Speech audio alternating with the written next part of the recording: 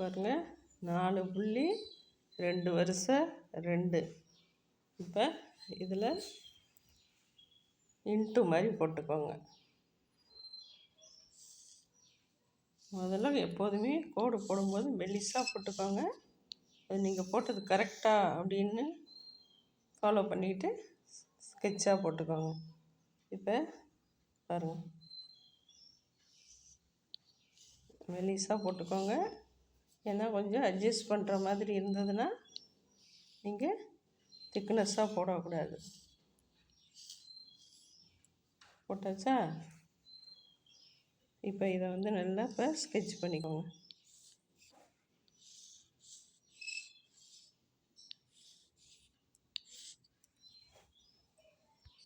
இப்போ இதில் 4 பக்கமும் இழுத்துக்கலாங்க. இது வரைக்கும் நீட்டாக இழுத்துக்கோங்க, லைட்டாக போட்டுக்கோங்க. அப்புறம் நீங்கள் திக்னஸ்ஸாக போட்டுக்கலாம். கற்றுக்கிறது அப்படி தான் போடணும். போட்டாச்சா?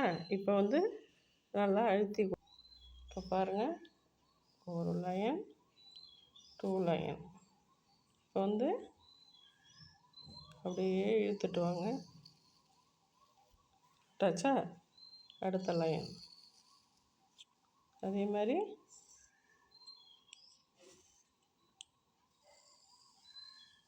ஃபஸ்ட்டு மெல்லிஸாக விடுங்க, அதுக்கப்புறம் திக்னஸாக விடுங்க. இப்போ பாருங்கள், இது போட்டாச்சு. இதுக்கு மேலே நீங்கள் இதில் நீங்களாக போடுறது தான். இந்த மாதிரி 4 பக்கமும் போட்டுக்கோங்க, நல்லாயிருக்கும். பாருங்கள், போட்டாச்சு. நீங்கள் கலர் கொடுத்து இந்த மாதிரி மார்கழி மாதத்துலேயும் போட்டுக்கலாம். இப்போ இதிலே இன்னும் டெக்கரேஷன் பண்ணுறதுன்னா இந்த இதுலேயும் ஒரு சுழி சுழிச்சிக்கலாம். நிறைய பெருசு பண்ணிக்கிட்டே போகலாம். நீங்கள் கற்றுக்கிறதுனால இது சின்ன சின்னதாக போடுறேன். நீங்கள் இதில் தாமரைப்பூ வேணாலும் போடலாம், வேறு ஏதாவது கோலம் போடலாம். இல்லையா, அகல் விளக்கு மாதிரி போட்டு விளக்கு எரிகிற மாதிரி அகல் விளக்கு போட்டுக்கலாம். நிறைய டிசைன் இருக்குங்க.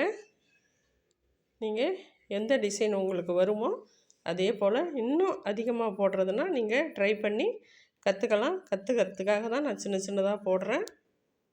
அடுத்த கோலத்தில் பார்ப்போம்.